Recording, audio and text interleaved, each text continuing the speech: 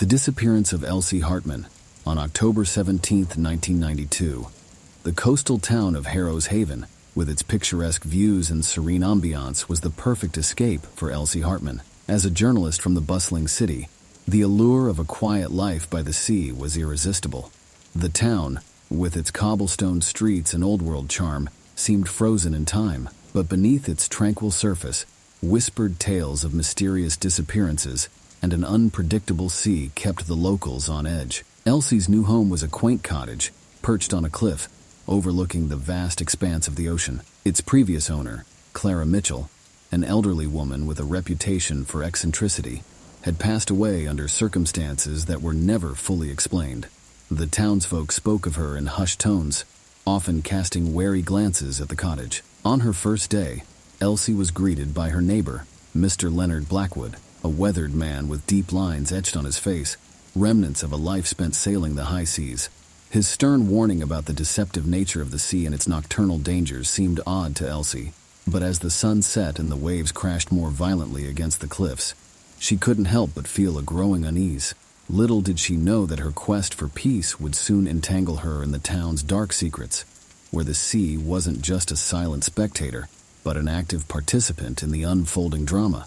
The morning after her arrival, Elsie was out in her garden, sipping her coffee and taking in the breathtaking view of the sea, when she noticed an old man observing her from the adjoining property. His gaze was intense, almost piercing, and for a moment Elsie felt a shiver run down her spine. "Good morning," he called out, his voice deep and gravelly, reminiscent of the sea's roar. "I'm Leonard Blackwood, your next-door neighbor." Elsie, always one for pleasantries, responded with a warm smile.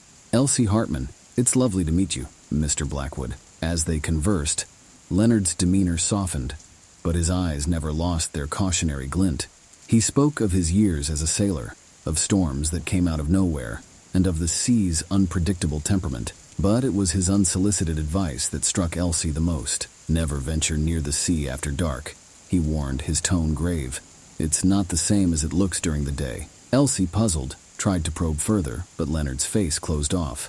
"Just a piece of advice from an old sailor," he muttered, turning away. Throughout the day, Elsie couldn't shake off the feeling that Leonard's warning held more weight than just an old man's ramblings. The sea, with its rhythmic waves and vastness, seemed benign in daylight. But as dusk approached, and the horizon took on a darker hue, Elsie couldn't help but recall Leonard's words and the unsettling intensity with which he had delivered them. Elsie's cottage, with its vintage charm, was a maze of rooms and corridors. As she settled in, she explored each nook, finding old trinkets and remnants of Clara Mitchell's life. However, one door, at the end of a narrow hallway, refused to budge. Its wooden frame was old and weathered, with a rusty padlock securing it shut. Curiosity piqued, Elsie inquired about the room with her landlord, Mr. Thompson. His usually jovial demeanor shifted to one of discomfort. "Oh, that? Just an old storage space.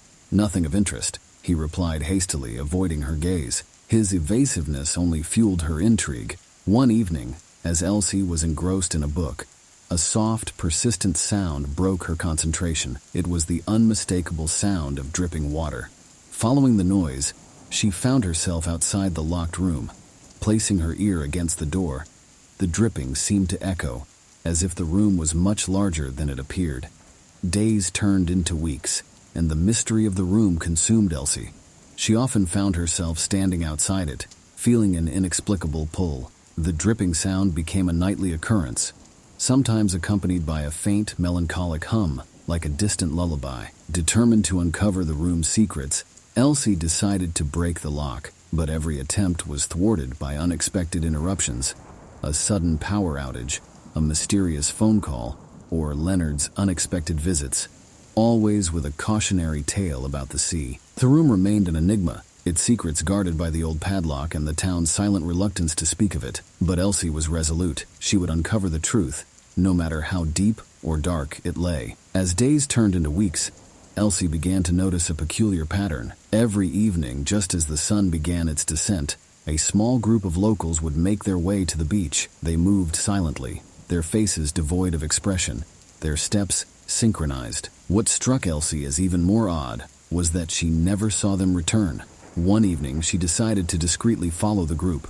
They walked with a purpose, their path illuminated by the last rays of the setting sun. Reaching the shoreline, they stood still, their silhouettes stark against the twilight, eyes fixed on the horizon. The waves lapped at their feet, growing bolder and reaching higher with each passing minute. Elsie hid behind a dune, her heart racing. Hours seemed to pass and the tide began to rise. To her horror, the group remained unmoved, even as the water enveloped them, pulling them deeper into its embrace. By midnight, they had disappeared, swallowed by the sea. Panicking, Elsie rushed to Leonard's house, pounding on his door. He opened it, his face pale, eyes filled with sorrow. "I warned you, Elsie," he whispered. "The sea is not what it seems." The next day, Elsie scoured local archives and found numerous reports of similar disappearances over the decades, but no investigations, no uproar, just silent acceptance. The town seemed to be in a collective denial, or worse, complicit in the eerie ritual. Determined to break this cycle, Elsie decided to delve deeper. But with each step, she felt the weight of the town's secrets and the watchful eyes of the sea, waiting, always waiting. The morning after the chilling beach incident, Elsie was met with an unexpected visitor. Leonard stood at her doorstep, his face etched with lines of worry and fatigue. Without waiting for an invitation, he stepped inside, his gaze darting around as if expecting the walls to speak. "You saw it, didn't you?" he began, his voice barely above a whisper. Elsie nodded, her own voice shaky. "The beachgoers, the sea, I don't understand, Leonard." He took a deep breath, as if mustering the courage to share a heavy burden. "The sea has a hold on Harrows Haven, Elsie. It's not just water and waves, it's sentient. It demands." Elsie stared at him, trying to comprehend. "Demands? What are you talking about?" Leonard's eyes filled with tears. "Sacrifices, Elsie. The sea demands sacrifices. Every few years, it calls to certain townsfolk. They are drawn to it, unable to resist, and they never return. But why doesn't anyone do anything? Why the silence?" Elsie's frustration was palpable. Leonard looked down, shame evident in his posture. "Fear. We've tried to fight it, to understand it. But those who resist or try to intervene, the sea takes them too. It's a pact, an understanding of sorts. We live by the sea, and in return it takes what it believes is its due." Elsie's mind raced, trying to piece together the horrifying puzzle. "And Clara Mitchell, the locked room?" Leonard hesitated. "Clara tried to communicate with the sea to appease it. The room, it's her shrine, her attempt to understand and perhaps control the sea's desires." He reached out, gripping Elsie's hand. "You must leave, Elsie, before the sea calls to you." Determined to uncover the truth, Elsie began her deep dive into the town's archives. Among the yellowed pages and faded photographs, she stumbled upon a diary entry from the early 1900s, penned by a lighthouse keeper named Samuel Whitmore. The entry spoke of a shipwreck off the coast of Harrows Haven. The ship, named the Siren's Call, had been caught in a violent storm. Samuel had watched helplessly from the lighthouse as the ship was torn apart by the raging sea. But what he wrote next sent chills down Elsie's spine. As the ship sank, Samuel claimed he heard a haunting melody, a song so captivating that it seemed to drown out the storm's fury. He believed it was the sea itself, singing a song of conquest and claim. From that night on, the disappearances began.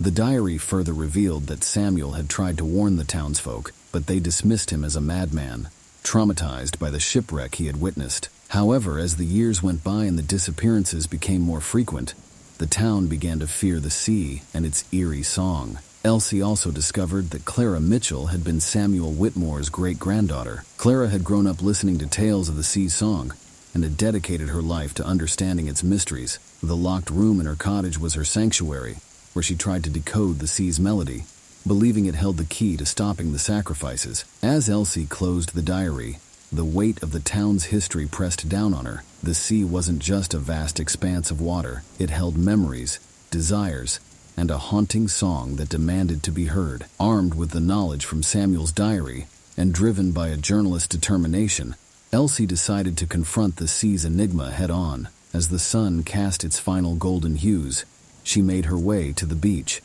the same spot where she had witnessed the beachgoers' eerie procession. The wind picked up, carrying with it a salty tang and a hint of anticipation. Elsie stood resolute, her eyes fixed on the horizon, challenging the vast expanse before her. As the first stars began to twinkle, a soft melody wafted through the air, growing in intensity. It was the sea's song, hauntingly beautiful, beckoning her. Back at the cottage, the locked door creaked open on its own. Inside, the room was bathed in a soft blue glow. The walls were adorned with intricate carvings of waves and shipwrecks, and at the center stood a shrine. On it were names etched into stone, a testament to the sea's claims over the years. And there, freshly carved, was Clara Mitchell's name. As the tide began its ascent, Elsie felt a pull, an irresistible urge to step into the water. But she resisted, focusing on the melody, trying to discern its secrets. Hours passed, and as dawn approached, the song's grip on her began to wane. Exhausted, she stumbled back to the cottage,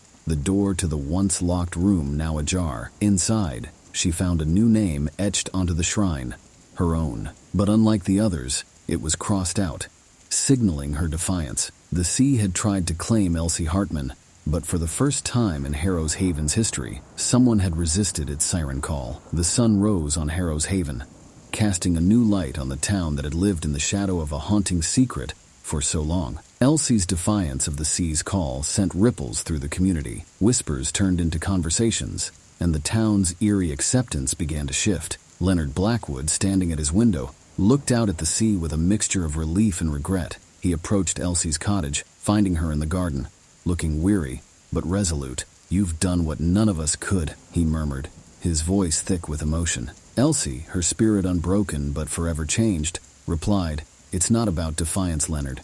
It's about understanding.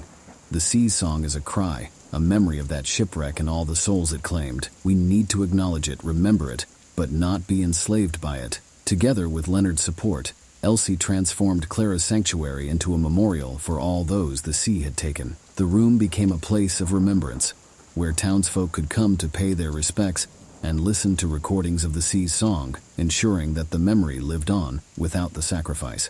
As years passed, the disappearances ceased. Harrows Haven began to thrive, with tourists drawn to its unique history and the tale of the journalist who faced the sea's song. Elsie Hartman didn't just uncover a story, she changed the narrative. The sea, once a feared entity, became a revered part of the town's legacy, and while its song could still be heard on stormy nights, it was no longer a call of demand, but a lullaby of remembrance. Don't forget to subscribe to the channel, like the video, and turn on notifications. Write which story you liked the most in the comments.